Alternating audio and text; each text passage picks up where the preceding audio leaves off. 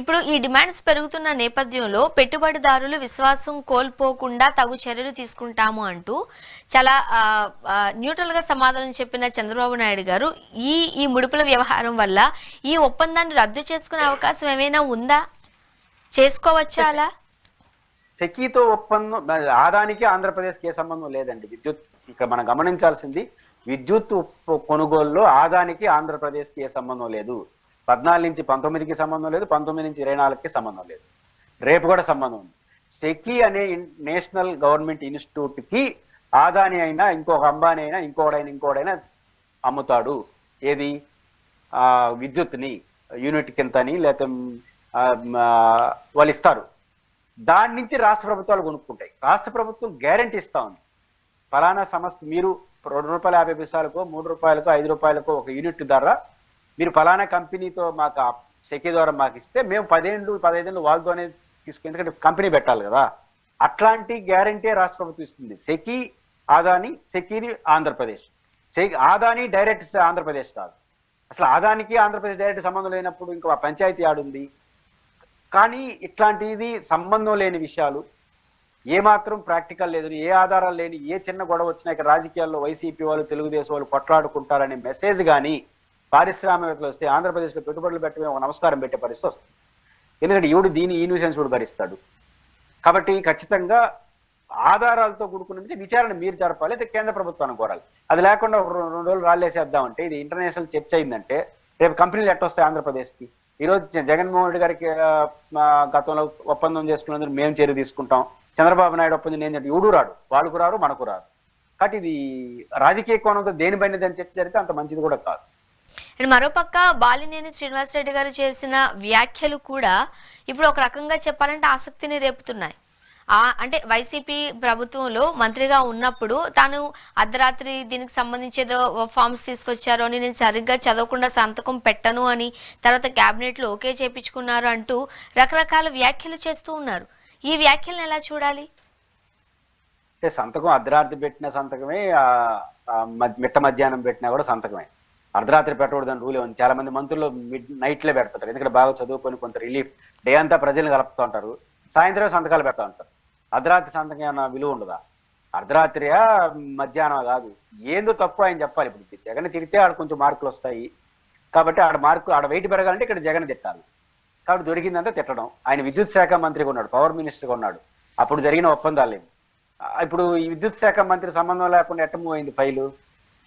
విద్యుత్ శాఖ మంత్రి సంబంధం లేకుండా క్యాబినెట్ అనుకుంటే ముఖ్యమంత్రితో చేయొచ్చు, కానీ విద్యుత్ శాఖ మంత్రి సంతకం ఎందుకు పెట్టలేదు? డిసెంట్ రాసి ఉండొచ్చు కదా, సంతకం పెట్టమని పంపించారు, ఇది కరెక్ట్ కాదని డిసెంట్ రాసి ఉండొచ్చు. అంత బాగుని ఉంటే డిసెంట్ ఎందుకు రాయలేదు? మంత్రికి ఆ రైట్ ఉంది, ఐఏఎస్ ఆఫీసర్కి కూడా రైట్ ఉంది. డిసెంట్ అంటే ఈ ఒప్పందంలో ఈ ఇల్లీగాలిటీస్ ఉన్నాయి, నా అభ్యంతరం ఇది కరెక్ట్ కాదు అనుకుంటున్నాను, ఫైనల్ డెసిషన్ మీరు తీసుకోండి అని రూల్ పొజిషన్ ఐఏఎస్ రాయొచ్చు. రిజెక్ట్ చేసే అధికారం ఐఏఎస్కి లేదు. తను రూల్ పొజిషన్ ఒకసారి ఐఏఎస్ రాసేస్తే మళ్ళీ ముఖ్యమంత్రి కూడా సంతకం పెట్టాలంటే భయపడాల్సి వస్తుంది. అదే మంత్రిగా ఉన్న మీరు అది కరెక్ట్ కాదనుకుంటే సంతకం పెట్టుకుని నిరాకరించడం ఎందుకు? ఇది కరెక్ట్ కాదని రాయొచ్చు కదా నోటు. ఇవేం పెట్టకుండా పంపించాడు, మళ్ళీ క్యాబినెట్ పంపించిందంటే ఇంక దీనికి ఆ ఫైల్ అని మనం చూడాలి. ఇంకా ఇప్పుడు రేపు విచారణ జరిపితే తెలుస్తుంది సంతకం పెట్టాడా లేదా అని. సంతకం పెట్టకు చెప్పండి. మాజీ మంత్రికి నేను అనుకుంటుంది ఆయన వెయిట్ అక్కడ పెరగాలి అంటే ఇక్కడ తిట్టాలి, కాబట్టి సమయం వచ్చినప్పుడు ఒక రాయేస్తుంటాడు. బాలినేని శ్రీనివాసరెడ్డి గారు నిజాయితీగా ఆయన మాట మీద నిలబడదలుచుకుంటే ఫస్ట్ సుప్రీంకోర్టుకి వెళ్ళాలి. ఆయన అక్కడే ఆయన నిజాయితీ. సుప్రీంకోర్టుకి ఎందుకు వెళ్ళాలి? స్వర్ణ గారు మీకు గుర్తుందా? ఆంధ్రప్రదేశ్ హైకోర్టు ఇచ్చిన తీర్పు బాగలేదు, ఏది ఎలక్షన్ ఈవీఎంల పైన, ఎందుకు ఆపేసినాడు పోరాటం? కోర్టుకి వెళ్ళలేదే. అంటే ఇక్కడ జగన్తో ఉన్న రోజులు ఈవీఎంల అక్రమాలు జరిగినాయి, కూటమిలో చేరిన వెంటనే సమాప్తం అయిపోయినాయా? ఇట్లే ఉంటుంది ఆయన ఆరోపణ. ఇప్పుడు ఆయన నిజాయితీ ఎక్కడ ఉంటుందంటే ఈ రోజు కానీ సుప్రీంకోర్టుకి వెళ్ళుంటే ఆయన ఈవీఎంల పైన మనమే కదా ఫీజు కట్టాం, అక్రమాలు జరిగిందని మనమే కదా రోజు ఈది పోరాటం చేసినాం. మరి ఇప్పుడు జనసేనలో చేరిపోయిన కూడా సక్రమం అయిపోయింది. అదే దానిపైన కానీ సుప్రీంకోర్టు పోయింటే ఈ మాటగా నేను నమ్ముతా. ఆయన పోయినాడు ఇది కూడా అబద్ధం చెప్పారు, అది అబద్ధం చెప్తే ఇది అబద్ధం చెప్పరా. అంటే బాలినేని శ్రీనివాసరెడ్డి గారు కేవలం రాజకీయ కోణంతో జగన్మోహన్ రెడ్డి గారిని ఎంత తిడితే అంత ఆడ వెయిట్ పెరుగుతుందని వెయిట్ కోసం ఈ తిప్పలాట్లుగా నేను చూస్తాను. మాజీ ఐఏఎస్ అధికారి మనం చూసినట్లయితే పివి రమేష్ గారు కూడా ఇదే విషయాన్ని ట్యాగ్ చేస్తూ ట్వీట్ చేశారు. ఇందులో ఒక 2 ఐఏఎస్ పాత్ర ఉంది అన్నట్టుగా ఆ వ్యాఖ్యలు మనం చూడొచ్చు. ఒకవేళ మీరు కనుక చర్యలు తీసుకుంటే ఇండైరెక్ట్ గా నేను సపోర్ట్ చేస్తాను అన్నట్లుగా ఆ ట్వీట్ సారాంశాన్ని చూడొచ్చు. ఇదెలా అర్థం చేసుకోవాలి? వీళ్ళందరూ కోపతాపాలతో మాట్లాడుతున్నారు. పివి రమేష్ గారు మంచి officer, no doubt at all. Jagan గారి దగ్గర కూడా ఆయన అడ్వైజర్ గా పనిచేశారు మెడికల్ కరోనా టైంలో, మంచి ఆఫీసర్, దాన్ని నేను కాదనలేం.